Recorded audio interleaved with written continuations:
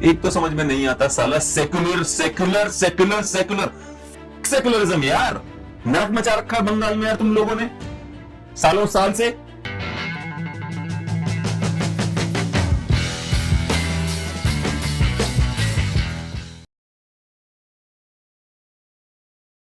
दोस्तों नमस्कार, कैसे हैं आप लोग? जय जय सिया राम। ममता बनर्जी अभी भी डिफाइंट है, वो मना कर रही हैं, वो कह रही हैं हम रिजाइन नहीं करेंगे। जब हम रिजाइन नहीं करेंगे तो तुम मुख्यमंत्री कैसे बनोगे? अब संविधान में कोई सेक्शन 164 है जिसके तहत अगर वो नहीं मना करती रिजाइन करने से तो गवर्नर उनसे बड़े आराम से उनको इज्जत के साथ बाहर निकाल सकता है और थोड़ी बेइज्जती से निकाल सकता है। तो कहते हैं ना, लात मार के निकाल सकता है।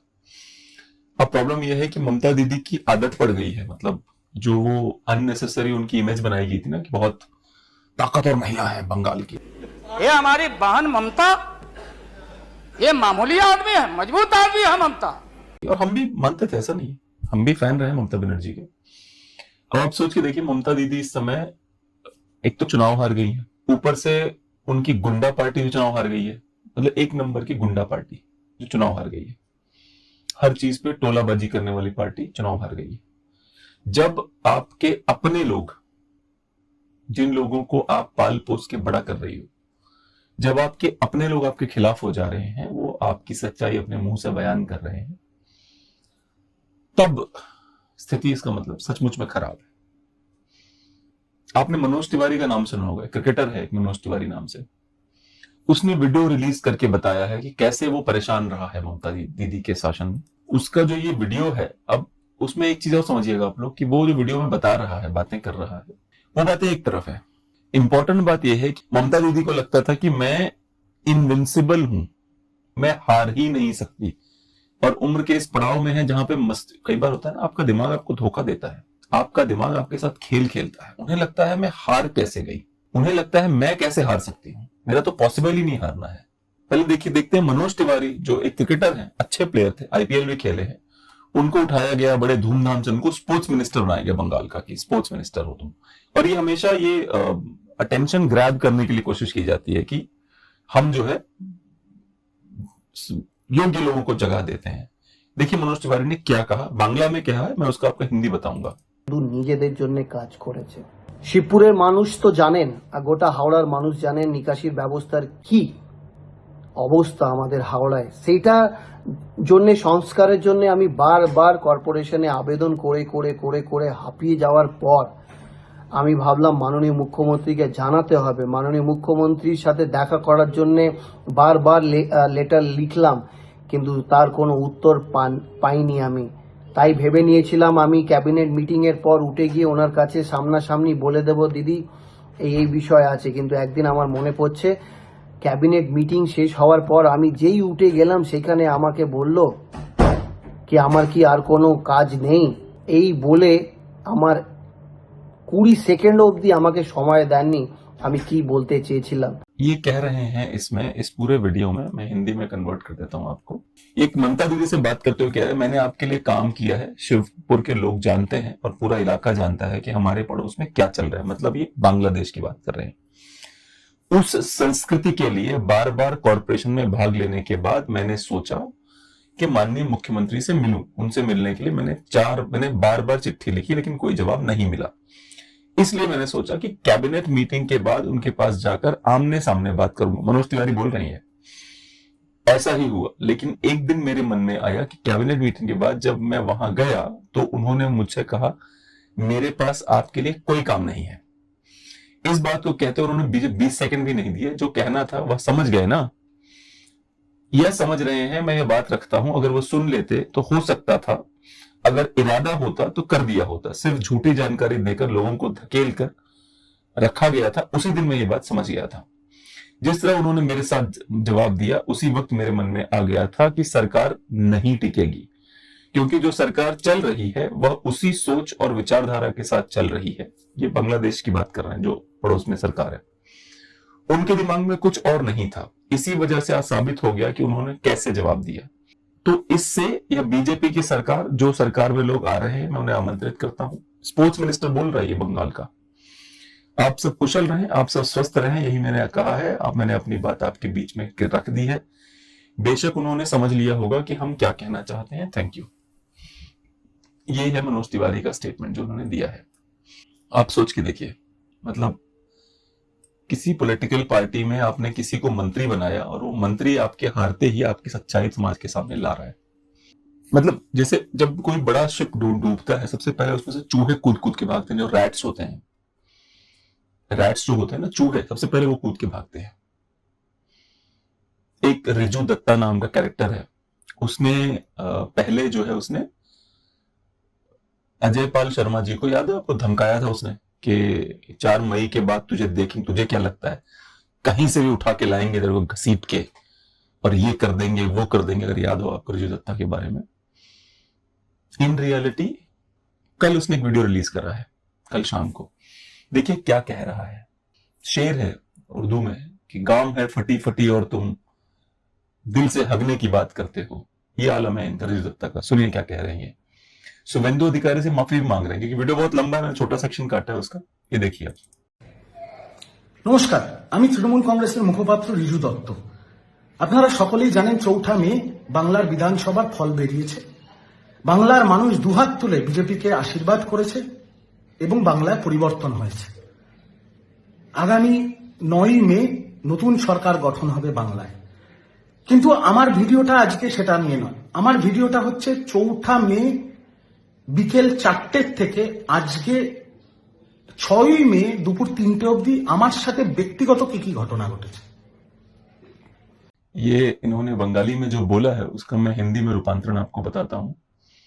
उन्होंने कहा 4-5 दिनों के बाद जो सबसे अच्छे तरीके से बीजेपी के बन गए हैं, याद रखिएगा बीजेपी के बन गए हैं, बंगाल में एक नई समस्या शुरू हुई है। वो समस्या ये है कि टीएमसी के जो गुंडे हैं वो बीजेपी का झंडा ले रहे हैं, बीजेपी का गमछा ले रहे हैं और टीएमसी के ऊपर हमला कर रहे हैं।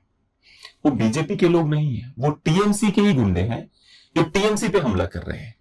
तो रिजू दत्ता उन्हीं की बात बता रहे हैं, कह रहे भैया मेरे पे ही हमला हो रहा है और ये टीएमसी के लोग है। खुद बोल रहे हैं मैं बीजेपी के लोग नहीं, ये टीएमसी के लोग हैं जो मुझ पे हमला कर रहे हैं। जिन्हें आप नहीं जानते वह फेसबुक पर भी बीजेपी बन रहे हैं। ध्यान से सुनिएगा, जोइस रामू भी उनमें शामिल हो रहा है। उनके नजरिए से मेरे घर के सामने रात में मेरी मां को एक गैर राजनीतिक प्रैक्टिसिंग गायनेकोलॉजिस्ट ने धमकी दी। मेरी पत्नी को गिरफ्तार किया गया था और उसे कई धमकियां मिली और मुझे भी पीटा गया। मैंने अपने पूरे दिल से पूरी ताकत से लड़ाई लड़ी और फिर अपनी परिवार की सुरक्षा बचाव के लिए दलाई मुखपत्र के कारण कई बीजेपी के सदस्य जो अब चुने गए उन्होंने फोन किया। किस लिए? खुद को भी बचाने के लिए। मैं स्पष्ट रूप से कहना चाहता हूं कि हर बीजेपी सदस्य जिसने मैंने फोन किया उन्होंने मुझे तरीकों से जवाब दिया।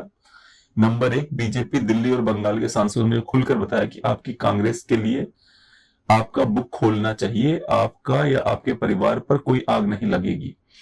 मैं मिनिस्टर ऑफ स्टेट नियुक्त किया गया था, उस समय मैंने सोचा था कि बहुत सारे बदलाव होंगे, लेकिन जैसा हमने देखा उन्होंने हमें कोई अच्छी नौकरियां नहीं दी क्योंकि उन्होंने मेरा लॉलीपॉप दे दिया जो मुझे दिया गया था। उन्होंने हमें चाय और बिस्किट के अलावा कुछ नहीं दिया। अच्छा, ये चाय बिस्किट की बात मनोज तिवारी भी कर रहा था कि मेरे को चाय बिस्किट सर्व करवा रहे थे ये लोग। ये चाय बिस्किट का गेम है क्या, मैं समझ नहीं पा रहा हूँ। कुछ तो गेम है चाय बिस्किट का ना। जो तब बोल रहा है, मनोज तिवारी बोल रहा है, मतलब गजब चल रहा है ये चाय बिस्किट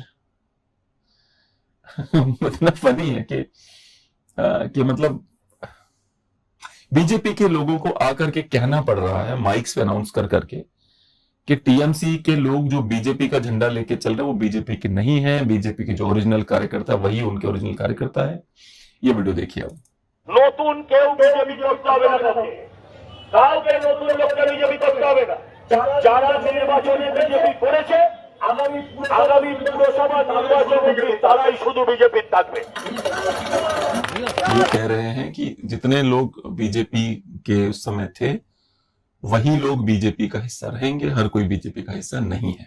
बहुत क्लियरली बोल रहे हैं। इसका मतलब ये हो गया है कि जो मैंने 2 दिन पहले मैंने कहा था कि बार बार ये दिखेगा आपको कि टीएमसी के लोग बीजेपी के लोग बन के दंगे कर रहे हैं ताकि बीजेपी की बदनामी हो। हम बीजेपी के साइड में नहीं, आप तो बहुत अच्छे से जानते हैं। पर प्रॉब्लम यह है कि जिस हिंदुत्ववादी लोगों ने जिस पार्टी को चुना है अपने लिए, उसके साथ ये करना के उसे बदनाम करने के लिए, जबकि आपके पार्टी के मिनिस्टर्स वो आके आपकी कलई खोल रहे हैं, आपकी धज्जियां उड़ा रहे हैं वो आके। अब सुनिए मैडम, ममता दीदी, आपकी पार्टी का एक कैरेक्टर था हुमायूं कबीर, आपका फेवरेट, मतलब अगर टीएमसी के गुंडों की बात की शायद हुमायूं कबीर आपका सबसे फेवरेट हुआ करता था। उसने आपके हारने के बाद क्या स्टेटमेंट दिया वो भी सुनिए एक बार। क्या बोलूंगी, जो हुआ अच्छा हुआ, ये होना ही था। ममता बनर्जी को जो 3 बार मुख्यमंत्री बन के उनको भतीजा को इतना पावर छोड़ दिया, लोगों को इतना धोखाधड़ी किया, लोगों को सब इतना पैसा लूटा, वो ब्रिटिश को जो पैसा लूटने गया 200 साल तक, 100 से 200 साल तक, वो उनको 15 कह रहे जितना ब्रिटिश ने 100-200 साल में लूटा होगा उतना इसने 15 साल में लूट लिया। वो बता रहे कि ये बहुत गुस्सा है इनको, इसको कि मतलब मुझे पार्टी से निकाल दिया गया, खुद पार्टी से बाहर होगा, जो भी रीजन था। लोगों को 2 चीजें समझ में चाहिए कि बंगाल हारे क्यों है ये लोग। पहला, हुमायूं कबीर का कहना कि मैं बाबरी मस्जिद बनाऊंगा। मैं एक मौलाना को सुन रहा था, मौलाना बहुत ही बाय द वे बहुत कट्टर मौलाना है वो, पर वो कह रहे थे कि जिस तरह से हुमायूं कबीर ने बाबरी मस्जिद का मुद्दा उठाया, उससे एक चीज बहुत क्लियर हो गई कि बीजेपी जीतेगी, क्योंकि बाबर की मस्जिद के लिए जगह नहीं है भारत में, हुसैन की मस्जिद के लिए है, मोहम्मद की मस्जिद के लिए है, पैगंबर की मस्जिद के लिए है, बाबर के लिए नहीं है। तो उन्होंने कहा कि जब ये सब शुरू हुआ, मैं तो मेरा कोई स्टेक नहीं है बंगाल में, कुछ बोल नहीं सकता, पर मुझे ये पता था ये हार जाएंगे, अब हो गया इनका। दूसरा जो हारने का बड़ा कारण है वो ये है शयोनी घोष। याद है, मोरा दिल में काबा, मोरा समथिंग में मदीना, पता नहीं कहां काबा मदीना है मैडम के। तो वो जो काबा मदीना वाली मैडम थी, वो जब उन्होंने ड्रामे शुरू करे और उनका एक पोस्ट है जो भाजपा ने पूरी दुनिया को दिखाया था, जब उन्होंने पोस्ट किया 2015 में शायद, वो शिवलिंग के ऊपर कॉन्डोम चढ़ा रही थी। किसी के बाप में अगर दम हो तो मुसलमानों के साथ करके दिखाओ वैसे। तो शयोनी घोष को ममता बनर्जी, अभिषेक बनर्जी, फिर शयोनी घोष, इतनी इंपॉर्टेंस दी गई उस औरत को। उनको ममता बनर्जी तो पता नहीं था कि ये शिवलिंग पे कॉन्डोम पहना रही थी। और मैं पूछना चाहता हूं इस पप्पू यादव से, अखिलेश यादव से, जो ये हिंदू लीडर्स जो हिंदुइज्म के नाम पे कलंक हैं, इनसे पूछना, राहुल गांधी से, चलो सोनिया गांधी क्रिश्चियन है समझ में आता है, ये प्रियंका गांधी से, हिंदू लीडर्स, हिंदुइज्म के नाम पे जो कलंक हैं, ऐसे लीडर्स, इन्होंने कभी नहीं कहा ममता दी को फोन करके शयोनी घोष को इतनी इंपॉर्टेंस क्यों दे रहे हो, भगवान शिव का अपमान कर रही है वो। आपको नहीं लगता इन्हें करना चाहिए था ये, कि शयोनी घोष को क्यों इंपॉर्टेंस दे रही हो भाई, ये तो घटिया औरत है, इसने भगवान शिव के शिवलिंग पे कॉन्डोम चढ़ाने की कोशिश की। इनको नहीं बोलना चाहिए था। ये तो अभी तक समर्थन कर रहे हैं ममता बनर्जी, कह रहे हैं बहुत महान है, बहुत महान है। एक फोन ही कर देते कि ममता दीदी देखो हर चीज तो सही है आपकी, बस ये शयोनी घोष वाला मुद्दा ठीक नहीं है, मेरे भगवान भी भगवान शिव है। जो सैफई में मंदिर बनवा रहे हो आप अखिलेश यादव, सैफई मंदिर बनवा रहे हो, केदारनाथ बनवा रहे सैफई में, क्यों बनवा रहे हो? कॉन्डोम चढ़वाने के लिए, ताकि कोई भी शयोनी घोष का जब मन करे शिवलिंग कॉन्डोम चढ़ा दे। शर्म नहीं आती तुम लोग सबको? जब बेशर्मी है यार। याद रखो, जितना तुम मुसलमान पोलराइजेशन करोगे, हिंदू पोलराइजेशन उसका 10 गुना होगा। और उत्तर प्रदेश का रिजल्ट तय हो चुका है, मैं आपको बता रहा हूं। ये पीडीए चीडीए 8000 खटाखट फटाफट कुछ नहीं चलेगा, खत्म मामला है। अब आपको दिखाता हूं एक कैरेक्टर, उसका नाम है पप्पू यादव। देखिए पहले क्या कह रहा था, बाद में क्या कहता है ये। मतलब ऐसे तो दोगले लोग हैं, ना अपने बात की वैल्यू है, ना अपने बाप की वैल्यू है, ना अपने धर्म की वैल्यू है। एक टाइम यही पप्पू यादव था, असदुद्दीन ओवैसी ने इसके मुंह पे बेइज्जत करके निकले थे वहां से। असदुद्दीन ओवैसी ने कहा कि मैं जा रहा हूं, कह रहे नहीं बैठो यार बैठो यार। उन्होंने कहा नमाज का टाइम हो गया, कह रहे नहीं बैठो यार, तेरे से ज्यादा इंपॉर्टेंट है नमाज। काश पप्पू यादव को भी इसके माँ बाप ने सिखाया होता कि जो पूजा होती है त्रिकाल संध्या जिसे बोलते हैं, वो इसकी पॉलिटिक्स ज्यादा इंपॉर्टेंट है। पता नहीं कहां से खा के फैल गया है, देखो फैला हुआ आदमी, फिर पुलिस अरेस्ट करना है तो बीमार हो जाता है। सुनो क्या कह रहा है ये। दीदी के अलावा कोई नहीं जीतेगा। यदि दीदी चुनाव नहीं जीती, बीजेपी यदि चुनाव जीत गया, तो पप्पू यादव सेवा करना, मदद करना, संघर्ष करना बंद कर देगा। सुना आपने, कह रहा है मैं संघर्ष करना बंद कर दूंगा। जब दीदी चुनाव हार गई तब सुनो क्या कह रहा है, वो भी सुन लो एक बार। मैंने कहा था कि यदि चुनाव दीदी हारती है तो ऐसे समय में हमारे जैसे लोगों को सोचना पड़ेगा कि संघर्ष का क्या मतलब, कर्म का क्या मतलब। जब संघर्ष और कर्म बचता ही नहीं है तो फिर सेवा और मदद की तो कोई जरूरत ही नहीं है। ये लोग कोई सेवा और मदद तो करते नहीं है। मैं बार बार कहता हूं, दाढ़ी का सफेद होना, उम्र का बढ़ना और मैच्योर होना वो दो अलग अलग बातें हैं। इसकी शक्ल पे लिखा हुआ है कि मैच्योरिटी इससे शायद 4-5 जन्म आगे है। अभी तो 3-4-5 जन्म लेगा तब मैच्योरिटी मिलेगी इसको, अभी तो कुछ नहीं हो सकता इसका। अब आप समझिए कि एक और बात समझिए कि आप कांग्रेस ने अभी अचानक से जो हमारे पप्पू भैया हैं, एक तो पप्पू यादव है, एक हमारे पप्पू भैया है रिस्पेक्टेड राहुल गांधी जी। अब राहुल भैया कह रहे थे कि ममता इतनी करप्ट है, इतना लोगों को परेशान कर रखा इलेक्शन में। अधीर रंजन चौधरी भी यही कह रहे थे, पप्पू भैया भी यही कह रहे थे कि इतनी करप्ट है कि हम जो है इसको बदल डालेंगे, या बीजेपी को जगह मिल जाएगी, इस बार बीजेपी जीत भी सकती है।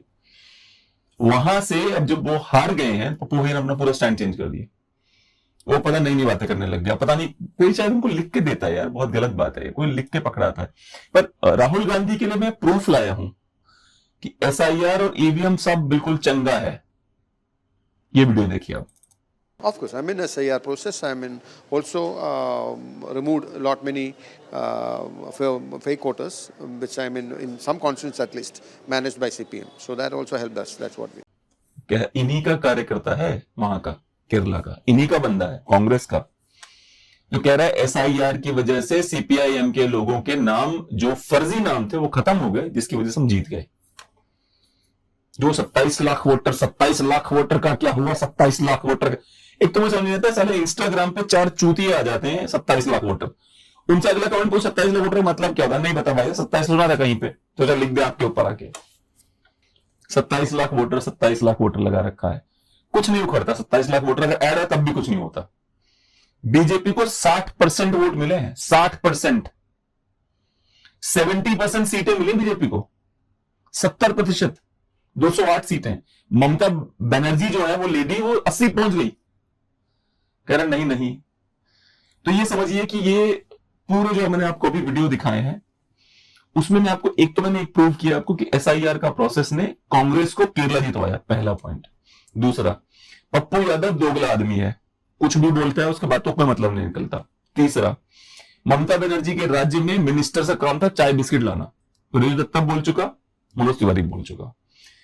तीसरा, EVM का मुद्दा जो है, जिसको कहा है ना EVM खराब। अब 2021 में चुनाव जीत गए थे, तब EVM पे क्या कहा था ये जो हमारा अभिषेक बॉय है, अभिषेक बैनर्जी बॉय, उसने क्या कहा तो भी सुनिए आप। मुझे लगता है, ये मेरी पर्सनल राय है, कि जो लोग ईवीएम पे सवाल उठा रहे हैं, अगर उनके पास कुछ है तो इलेक्शन कमीशन को जाके को डेमो दिखानी चाहिए कि भाई हमारे पास ये वीडियो है, क्योंकि इलेक्शन कमीशन ने वो सबको बुलाया था। और मैं इतना दिन से चुनाव जमीन पे करवाता हूं, मुझे लगता है आप अगर ईवीएम रैंडमाइजेशन के टाइम ठीक से काम करेंगे, और बूथ पे जो लोग काम करता है वो मॉक पोल के टाइम पे भी आप अगर चेक करेंगे, उसके बाद काउंटिंग के टाइम पे आपका 17C जो फॉर्म होता है जिससे बैलेट यूनिट, कंट्रोल यूनिट मिलाया जाता है, वो अगर ठीक से चेक करेंगे तो मुझे नहीं लगता है कि ये जो एलिगेशन है इसमें कोई सब्सटेंस है। ये जो एलिगेशन है इसमें कोई सब्सटेंस है।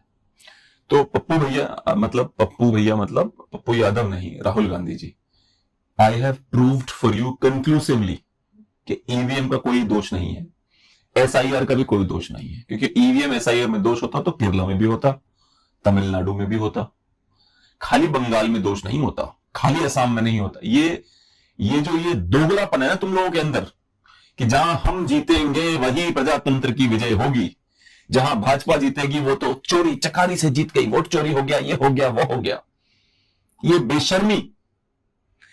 तुम केरला के लिए छोड़ देते हो, बोलो हम नहीं बनाएंगे सरकार, छोड़ दो केरला, बोलो EVM में गड़बड़ थी, कर सकते हो, है औकात तुम्हारी कांग्रेस वालों, अपनी रियल औकात दिखाओ, बोलो हम केरला में नहीं बना रहे सरकार, भाई हम नहीं जाएंगे वहां पे, EVM गलत है। वो भी चाहिए, ये भी चाहिए, सभी हाथों में लड्डू चाहिए। अब आइए डिस्कशन करते हैं कि TMC लीडर्स डर कितने गए हैं, वो भी डिस्कस करते हैं। TMC लीडर्स डर गए हैं। अब आप देखिए अभिषेक बनर्जी के बारे में वहीं पर बंगाल का एक नागरिक क्या बोल रहा है वो देखिए। ये अभिषेक बनर्जी का घर है। देखिए इतना बड़ा बिल्डिंग बनाया है अभिषेक बनर्जी, जो यहाँ के लिए कुछ भी काम नहीं किया। आदमी लोगों को डरा के, भाई दिखा के, जैसे कि आप लोग मतलब हम लोग आतंक में रहते थे, कुछ न कुछ करेगा ये। जो आप उनका बयान देखेंगे, जो बोल रहा था 4 तारीख को हम देख लेंगे, 4 तारीख को कौन दिल्ली का बाप का बेटा है, 12 बजे के बाद मेरे पास आना, हम सामने में खड़ा रहेंगे। अभी देखिए पूरा स्थिति, माहौल पूरा ठंडा है, लोग शांति में रह रहे, शांति में चल रहा है। अभी बहुत अच्छा स्थिति में है हम लोग, और ये जो बदलाव लाया है बहुत अच्छा चीज हुआ है हम लोग के लिए। यहाँ को जो सिक्योरिटी था, अभी तो कोलकाता पुलिस पूरा चेंज हो गया ना, अभी तो उन लोग के हाथ में कुछ है नहीं। सरकार बदल हो गया, नया सरकार आया, तो नया सरकार तो इसमें मानेगा नहीं, सिक्योरिटी उठ गया। जैसे पुलिस एक एमपी के लिए यहाँ पे कम से कम 3। ये है अभिषेक बनर्जी, जो ये चोमू शक्ल वाला बंदा है, चश्मा लगा के। हमने भी चश्मा लगाया, आप मुझे भी चोमू बोल सकते हैं, प्रॉब्लम नहीं मुझे कोई भी। पर ये जो बंदा है अभिषेक बनर्जी, इसने इस स्थिति तक पहुंचाया है बंगाल को। ममता बनर्जी से मुझे कम शिकायत है, अभिषेक बनर्जी से ज्यादा है, क्योंकि इसने कुछ नहीं किया। ममता दीदी के दम पे ही उछला ये, इसकी व्यक्तिगत कोई अचीवमेंट नहीं है, 0 अचीवमेंट्स है इसकी। और इसका अहंकार रावण से भी ज्यादा हो गया था। इसका जो अहंकार है वो रावण से भी ऊपर था। अब मुझे प्रॉब्लम भाजपा वालों से है। भाजपा वाले कुछ नहीं करेंगे, मुझे ये पता है, 100% मालूम है ये। भाजपा वाले अभिषेक बनर्जी को उसकी जगह दिखाने के बजाय उसे गले लगाएंगे। ये मैं अभी एडवांस में बता रहा हूं आपको। मैं ये नहीं कहता अभिषेक बनर्जी को जान से मार दो, पर भाई जो उसने क्राइम कर रखे हैं उसके लिए उसको कानून से सजा तो दिलवाओ। नहीं होगा, मैं आपको बता रहा हूं। शुभेंदु अधिकारी कोशिश करेंगे तो दिल्ली से आदेश जाएगा कुछ मत करो। देखा है हमने अपनी आंखों से, नहीं होता भाई। भाजपा में महानता दिखाई जाती है, बड़े महान है हम, बड़े महान है, बड़े महान है। अब ये देखो ममता दीदी यहां पे क्लेम कर रही है कि मुझे मारा गया, पीटा गया। एक तो पता नहीं कितना झूठ चलता है साला, बंगाल के इलेक्शन बहुत झूठ चलता है भाई। पर इनका ये बोलना इंपॉर्टेंट नहीं, क्योंकि हम तो सुन चुके हैं इनको पिछले इलेक्शन में, पंचायती हर इलेक्शन में बोलते मेरे को मार दिया गया, मेरे को पीट दिया गया। अब क्या जनता बोर हो गई थोड़ी सुन के इनकी कि हाँ ठीक है पीट दिया, क्या करे। ये सुनिए कि कैसे उनके आंखों के सामने जिस एक नारे पे ममता बनर्जी ने कहा था मैं खाल खिंचवा लूंगी, उनके मुंह पे बोला गया जय जय सिया राम। जनता इतनी हिम्मती हो चुकी है बंगाल की, उनका डर खत्म हो रहा है। सुनिए। ইভেন মনোজ অগ্রওয়ালকেও কমপ্লেন লজ করা আছে। I gave my complain at 4 o'clock. The RO. I complained DO. I complained CO West Bengal. Even I sent all the SMS to Manoj Agarwal, but they are not doing anything. Even they didn't allow me. You see my card.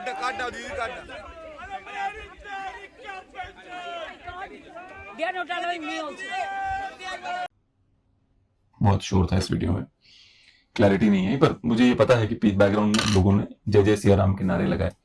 2021 में जब post पोल violence हो रहा था बंगाल में और अलग अलग जगहों पे, 9 साल से लेकर, क्योंकि 9 साल जो होता है वो मुसलमानों के लिए बहुत इंपॉर्टेंट है, 9 साल।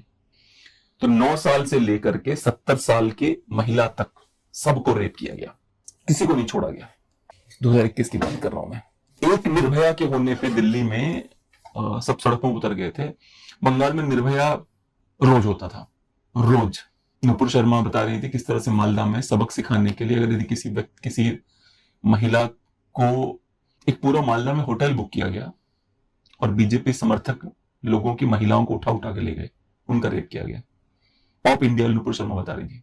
अभिषेक बनर्जी जो है ये, इन्होंने क्या करा, इन्होंने अब 2021 में जब बीजेपी वालों को 1 by 1 परेशान सताया गया, मारा गया, तब तो इनको फर्क नहीं पड़ा क्योंकि तब सत्ता में थे भाई। अब ये बीजेपी वालों ने थोड़ा डिसेंट क्या किया, थोड़ा विरोध कर दिया, तो ये बहुत ज्यादा बुरा मान गए। ये देखिए वीडियो आप। में एक वर्कर का मर्डर कर दिया गया है नानूर में। बेलेघाटा में भी एक हुआ है। जो भाई आउट भरोसा इनका नारा देके आया था, अभी 24 घंटा नहीं हुआ है, कम से कम 300 से 400 पार्टी ऑफिस। अब क्या बोला जाए अभिषेक, ये जो तुम्हें डर लग रहा है ना बेटा, ये डर अच्छा है, ऐसे डर लगना चाहिए। मैं तुम्हें इसलिए बोलूं तुम्हारे मुझसे बहुत छोटे हो, nothing against you, not demeaning you. ये डर जो लग रहा है ना, ये डर अच्छा है। तुम जो कह रहे हो कि इनका भय मुक्त तुम्हारे भय की बात हो रही थी, तुम्हारा जो भय था उससे मुक्ति की बात हो रही थी। तुम्हारे भय से तो मुक्ति मिल गई है, कोई दो राय नहीं है। अभी तुम्हारी भाषा थोड़ी नीचे आई है, वरना हमने वो तुम्हारा भाषण सुना था कि 4 मई को बताऊंगा मैं क्या होगा, भूल गए? अभी भी तो 14 दिन थोड़े हुए। तुम्हारी बात थी, तुमने ही कहा था। मेरा सवाल यह है, काश तुमने अपने दम पे कुछ किया होता ममता दीदी को हटा के, तो मैं तुम्हारी भी इज्जत करता, इसमें कोई दो राय नहीं है। पर क्या हुआ कि तुमने अपने दम पे कुछ नहीं अर्जित किया हुआ है। बंगाल में शुभेंदु अधिकारी के जो वो हैं, क्या नाम है उनका, जो उनके पीए थे चंद्रनाथ रथ, उनकी हत्या कर दी गई, गोली मार दी गई उनको। और जो पिस्टल यूज हुई है ऑस्ट्रिया की पिस्टल है, वो लाखों में आती है और भारत में आसानी से उपलब्ध नहीं है। वो उस पिस्टल का इस्तेमाल हुआ है। इसका मतलब है कि उनको मारने के लिए सुपारी दी गई थी प्रॉपर। अब सुपारी कौन दे सकता है? एक बात आप ये अभिषेक बनर्जी का वीडियो देखिए, जो इन्होंने इलेक्शन से पहले बोला था रथ के बारे में। 12 सेकंड का वीडियो है, देखिए जरा एक बार। করব তাদেরকে বলবো রথটা সযত্নে রাখবেন, তার কারণ উল্টো রথ করে আবার ওটা এখানেই ফিরে যেতে হবে। ये कह रहा है कि रथ को थोड़ा संभाल के रखो, सजग केयर करो उसकी। ये बंगाल की पॉलिटिक्स है गुरु, ये वो पॉलिटिक्स है जहां महुआ मोइत्रा कहती हैं कि बिना वायलेंस के तो पॉलिटिक्स चलता ही नहीं बंगाल में। वायलेंस तो जरूरी है, जरूरी नहीं बोला, बट कहने का मतलब ऐसा ही था कि हो जाता है तो क्या करे वायलेंस बंगाल में। अब हो रहा है तो बुरा क्यों मान रहे हो? शोभा डे ने अपने विचार व्यक्त किए हैं। शोभा डे को जानते हो आप लोग? पता नहीं, बहुत सारे जेंजीज देखते हैं मेरा शो।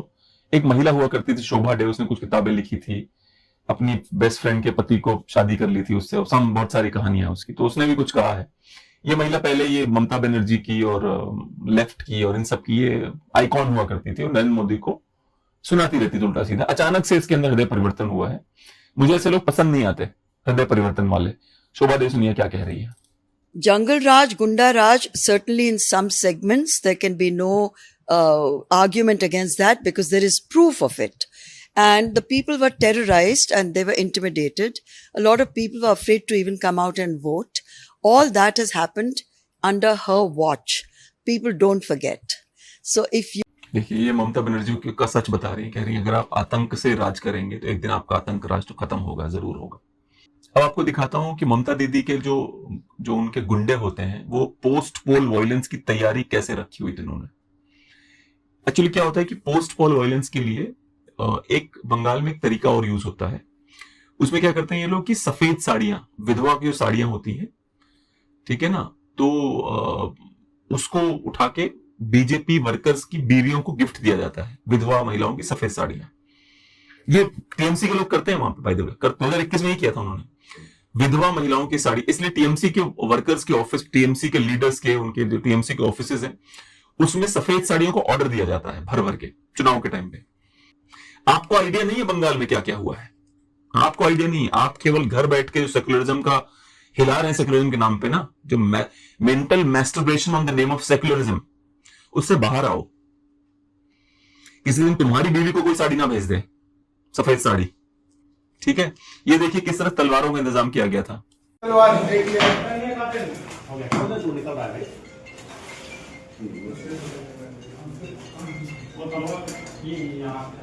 अभी तृणमूल के कार्यालय में मिला है, इसकी पूजा तो नहीं हो रही होगी। ये पोस्ट पोल वायलेंस के लिए रेडी हो रहा था। और जो अभिषेक बनर्जी अभी बड़ा मासूम बन रहा है ना, I have a feeling that he has something to do with all this, क्योंकि वो 4 तारीख की धमकी दे रहा था, याद है आपको? और तुम्हें प्रॉब्लम थी 4 तारीख को तुम इलेक्शन हार के रिजाइन नहीं करो, लड़ क्यों रहे थे, इलेक्शन छोड़ देते। कांग्रेस तक को नहीं छोड़ा है टीएमसी वालों तुमने, उनका ऑफिस कब्जा करके बैठे थे। ये देखो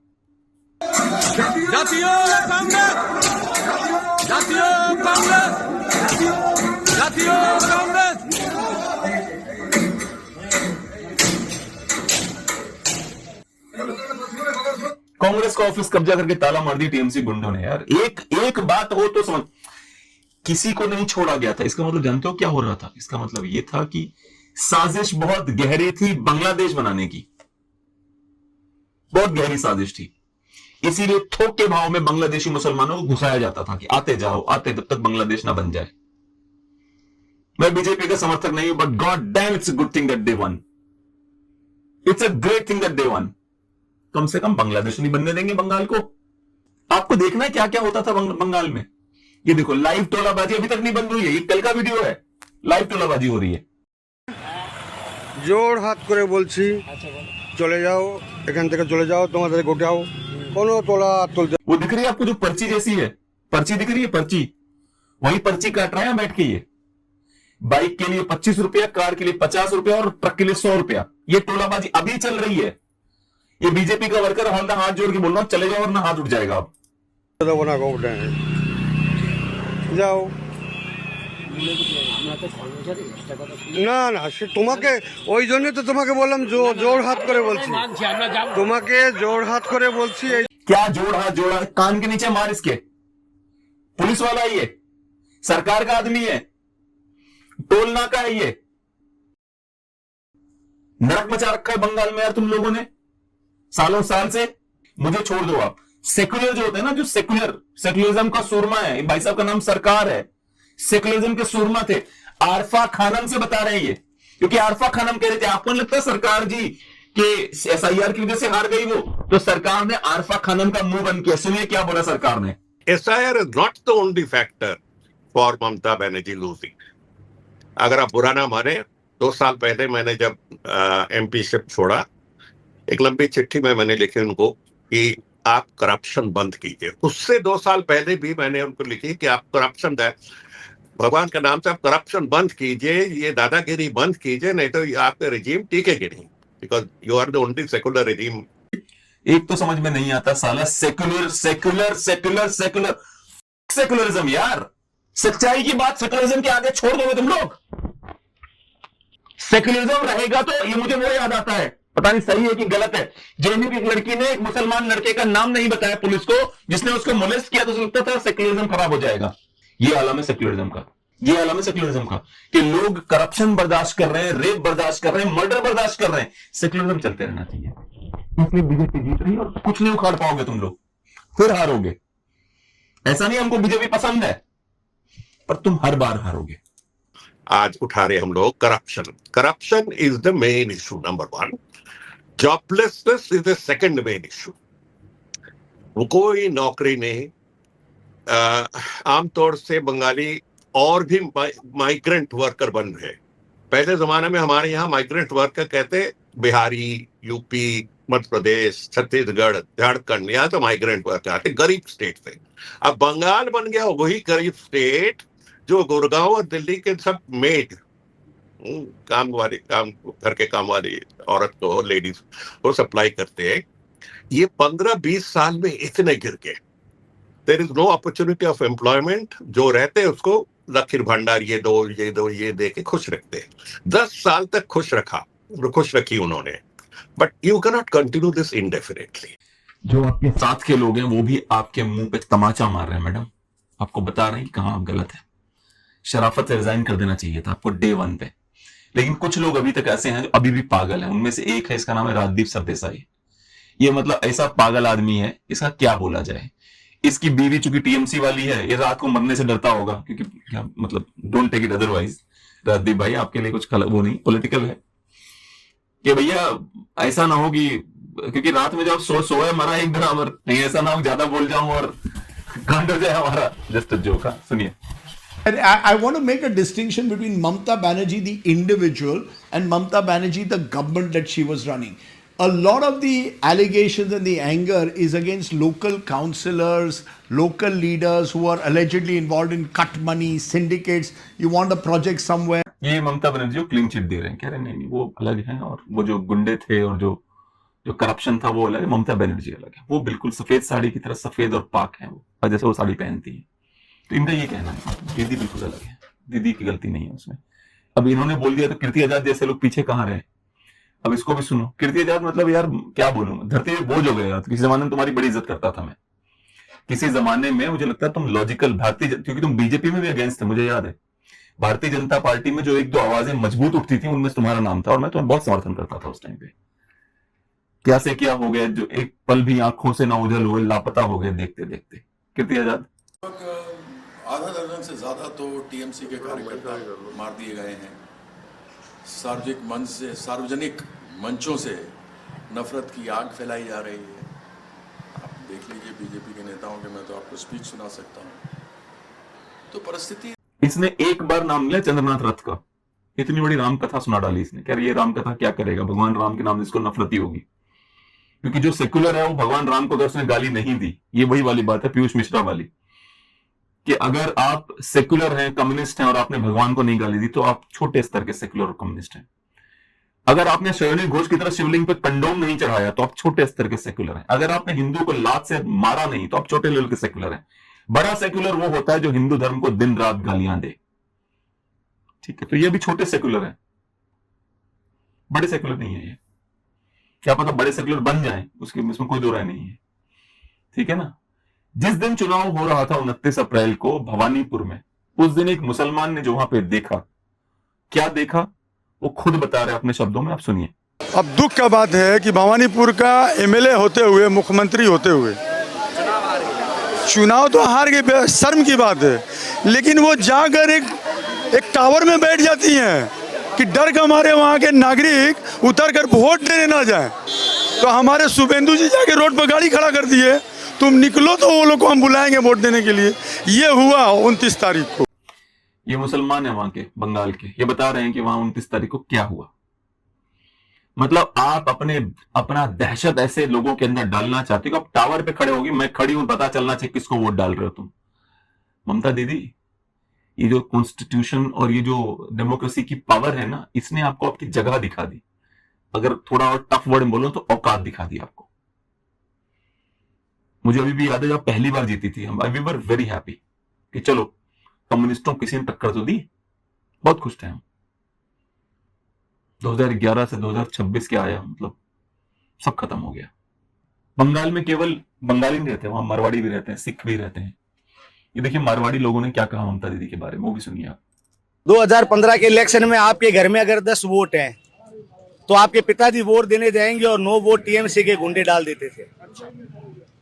आप जिस वाड़ी में रहते हैं उस बिल्डिंग को बाड़ी बोलते हैं, उस बाड़ी के बाहर ताला लगा दिया जाता था। अगर उन्हें पता चलता यहाँ पर भारतीय जनता पार्टी के कार्यकर्ता रहते हैं, उनके समर्थक रहते हैं, तो उस बाड़ी के बाहर ताला लगा दिया जाता था और वोट देने के लिए कोई जाता नहीं था।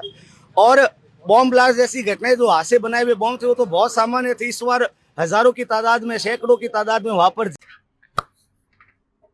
मतलब ये बहुत स्थिति बहुत भयावह है। अब देखिए टीएमसी के खिलाफ टीएमसी है, ये देखिए आप, टीएमसी वर्सेस टीएमसी। बारासत का कैंडिडेट मेरे पास आया अभी, जो 28 तारीख रात लाइव फेसबुक करके उसका कैरेक्टर असोसिएशन कर रहे थे, आज वो भगवा झंडा लेकर घूम रहा है, वो बीजेपी बन गया तृणमूल का। उससे भी मजेदार किस्सा ये है, दिलीप घोष हमारा पूर्व अध्यक्ष, पूर्व सांसद दिलीप घोष के खिलाफ तृणमूल कांग्रेस के जिन्होंने चुनाव लड़ रहे थे, तो उसका दिलीप घोष का बीए का बाद दोनों हाथ मिलाकर घर पे चले गए। 2 घंटे बाद वो फोन किया दिलीप घोष को रात को कि कुछ करिए। क्या करे? बोले मेरा ऑफिस के ऊपर हमला हो रहा है, दरवाजे पे ताला लगा रहा है, मर जाएंगे हम। तो बोले क्या करेंगे हम? तो बोला कौन मर रहा है? तो जिसका नाम बताया, बोले वो तो तृणमूल है, आपका साथी तो था। चलो हाँ वो तृणमूल है, लेकिन अभी तोड़ने के लिए आ रहा है। तो तृणमूल को मार रहा है। वो 25-75 का जो हिसाब था ना, देख रहे हो, 25-75 का हिसाब है कि 75% हिंदू है, 25% मुसलमान है। तृणमूल का मुसलमान तृणमूल वाला बंदा हिंदू तृणमूल वाले को मार रहा था, उसकी बात हो रही है। कहीं रजू दत्ता की तो बात नहीं कर रहे थे। रजू दत्ता भी यही कह रहा था, मैंने आपको पिछले वीडियो दिखाया, याद है रजू दत्ता जब अजय पाल को थ्रेटन कर रहे थे, ये देखिए।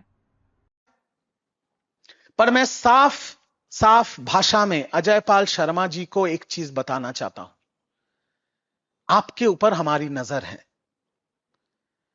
आप जो ये देखिए थ्रेटन की धमकी दिया, धमकी की भाषा समझी आपने?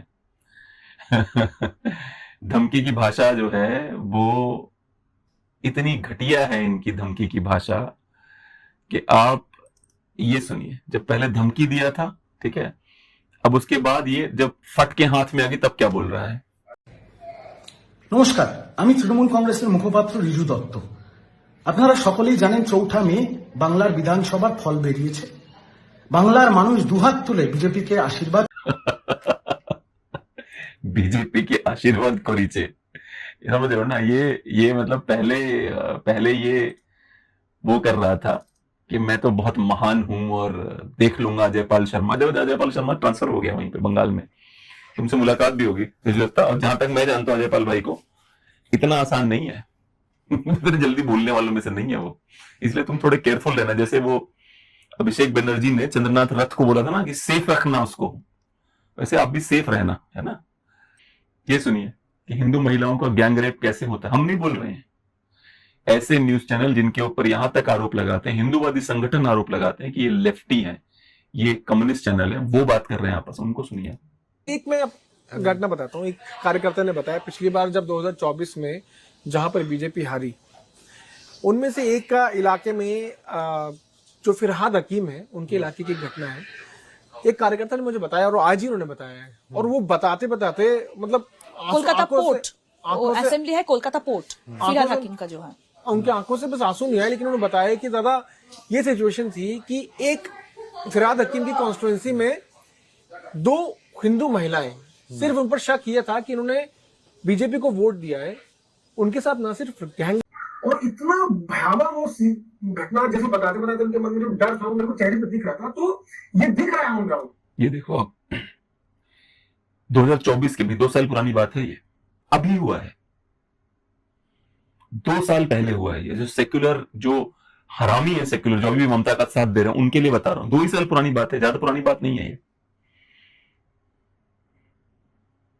ये लोग पता है क्या करते हैं, जो विपक्ष वाले हैं, अपनी शुरुआती हरकतों पे ध्यान नहीं देते, बाद में बहुत रोना करते हैं ये लोग, विधवा विलाप कहना कहते हैं इसको। जैसे ये डीएमके का एक बंदा है, इसका ये वीडियो देखिए आप। Parashakti movie is based on what? Please explain. Parashakti movie is based on our language war. The language war. Who was in power? Against Hindi imposition. Who was in power? Who was in power? Who was in power when this movie is based? Congress. And who are you in alliance with? Congress. What is this? What? No. What, Pranesh? Are you the anchor or someone from the BJP is the anchor? Sir. You would have to leave.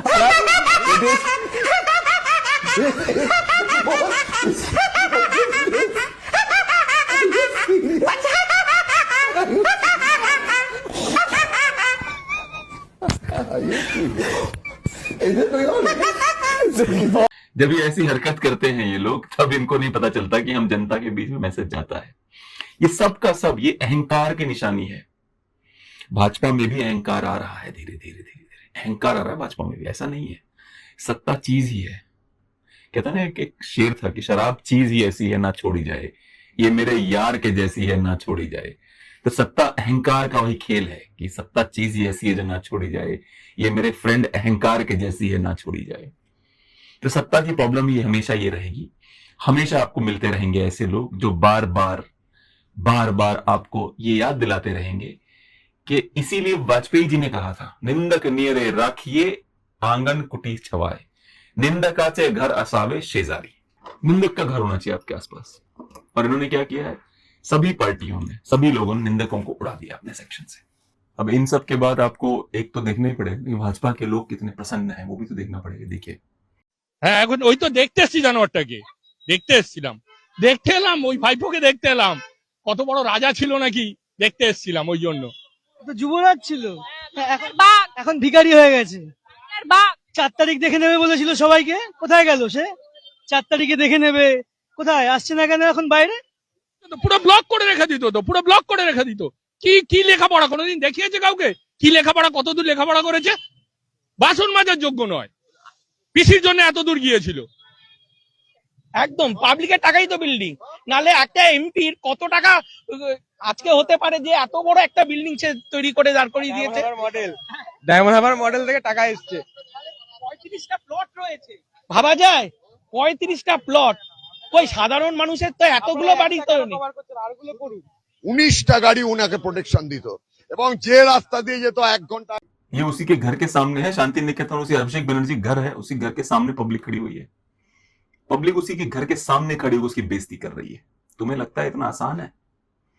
अब सुनिए कि आखिर ममता बनर्जी अगर resign नहीं करती हैं तो क्या होगा उनके साथ में, संविधान के किन उसके तहत उनको निकाला जा सकता है। ये देखिए, ये राम जेठमलानी जी के पुत्र हैं, महेश जेठमलानी, जो बता रहे हैं। Mr. Jethmalani, as a senior advocate of the Supreme Court, I'm looking at Article 164 of the Constitution. Article 164 of the Constitution actually says that what happens in such a scenario, governor's intervention is needed. The chief minister holds office during the pleasure of the governor, and if the chief minister loses the election, it implies they have lost the confidence of the people, and hence the governor can dismiss the chief minister if they fail to resign voluntarily. So what are the options before the governor? Is this some kind of constitution crisis? Not a constitution crisis, because the Constitution prescribes what happens in a situation like this. When you have a recalcitrant chief minister who sticks like a lemming to her chair, she has to be unceremoniously dismissed. She holds office at the pleasure of the governor is one aspect. But the fact is that on the expiry of 5 years, the term of an existing legislature comes to an end by passage of time, by efflux of time. There is no legitimate legislature. Forget chief minister. She's only a chief minister, acting chief minister. She's no longer elected chief minister. She has to go anyway. देखो, मैं ऐसा एक बात बहुत clearly बोलना चाहूंगा कि कई विशेष रूप से मुस्लिम समुदाय जो बहुत बुद्धिमान मुसलमान है, वो मेरे अभी भी बहुत अच्छे मित्र हैं, सचमुच में है। पर जो बाकी के जो बंगाली जो मुसलमान हैं, जो बांग्लादेशी जंगजू जो हैं, उनको लगता है कि देख लेंगे सबको हम। उनसे मेरी एक ही रिक्वेस्ट है, मेरी रिक्वेस्ट सिर्फ इतनी सी है, ममता जी के कहने पे सड़क पे मत उतरना सड़क पे। 3 लाख सीआरपीएफ है वहां पे। तुम्हारे पास इतनी गोलियां नहीं है, इतने देसी बम नहीं है जितना वो जेब में लेके घूम रहे हैं। तो इसलिए अपने माँ बाप, बच्चों, भाई बहन, जो कुछ भी है, तुम्हारी बहन का तो विशेष रूप से ख्याल रखना, अपने सबका ख्याल रख के प्लीज सड़कों पर उतरना, क्योंकि ममता बनर्जी पूरी कोशिश करेंगे कि तुम सड़कों पे उतरो। अगर उतरे, क्योंकि मैंने मुर्शिदाबाद में सुना है गोलीबारी हुई, मुर्शिदाबाद में गोलीबारी हुई है, सीआरपीएफ के 1-2 लोग घायल भी हुए हैं, 5 लोग घायल हुए हैं। मत करो, बहुत बहुत ज्यादा ही बवाल हो जाएगा। मिलना मिलाना कुछ नहीं है, सत्ता चली गई है ममता दीदी की। फालतू में मारे जाओगे, पीसे जाओगे, और मिलेगा बाबा जी का ठुल्लू, जैसे रिजू दत्ता को मिला, कह रहा मेरे को लॉलीपॉप दिया था, जैसे मनीष तिवारी को मिला हुआ है। याद रखना, जो हिंदू लीडर अपने दीन, अपने धर्म, हिंदुइज्म का नहीं हो पाया है, हिंदू लीडर होके भगवानों को गाली देता है, जो हिंदू लीडर अपने धर्म को धोखा दे रहा है, उसको तुम्हें धोखा देने में 2 मिनट लगने हैं। तो किसी भी पॉलिटिकल पार्टी, पॉलिटिकल लीडर, चाहे वो उत्तर प्रदेश हो, चाहे वो मध्य प्रदेश हो, भाजपा कहीं जाने वाली नहीं है, कहीं नहीं जाएगी, यहीं रहेगी। और यहीं रहेगी तो फिर समझ जाओ क्या होगा फिर।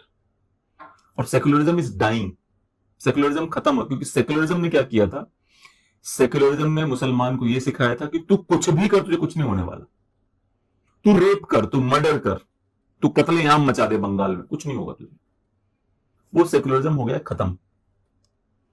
अब तो बड़ा सिंपल सा है, योगी जी के शब्दों में, नागरिक बन के संवैधानिक रूप से रहो, शरिया अपने व्यक्तिगत जीवन में रखो, बात खत्म। सिंपल सा रूल है, ना क्या दिमाग लगाना, बहुत दिमाग लगाया कुछ नहीं होना। या बताओ, जिस बंदी की सत्ता जाने पे सेक्रेटेरिएट के लोग खुश हो रहे हैं, जिस ऑफिस में वो बैठती है, ये देखिए आप।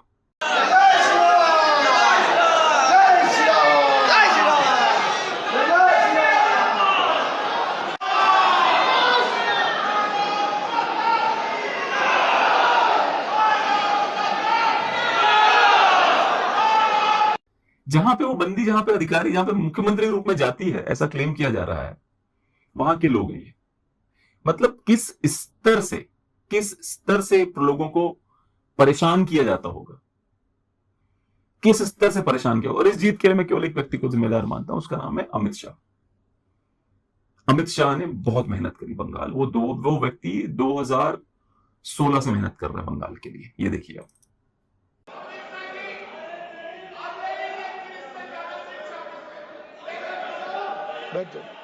बंगाल में आकर कहूंगा, ये राजनीतिक हिसाब किताब का अखाड़ा नहीं है, छाती पर ठोक कर कहूंगा, ज्यादा सिखाएंगे।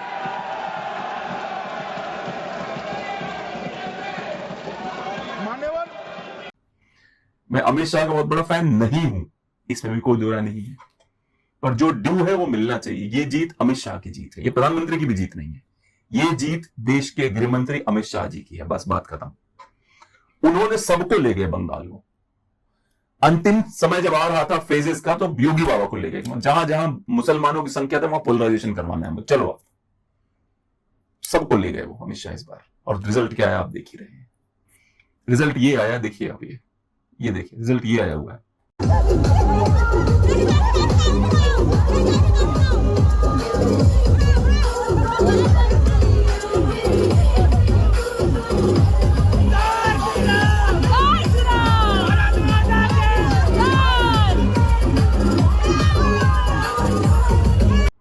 अमित शाह की जीत है ये। और एक और बात बताता हूं मैं आपको, ये देखो, ये एक फनी वीडियो है मेरे पास, उसको भी देख लो आप लोग। मोदी जी तो बड़े तेज लिखड़े। 10 रुपया वाली झालमुड़ी में हम्बा हम्बा रंबा रंबा खम्बा खम्बा बम्बा बम्बा बुम्बा बुम्बा वाली जी भाल निकाल।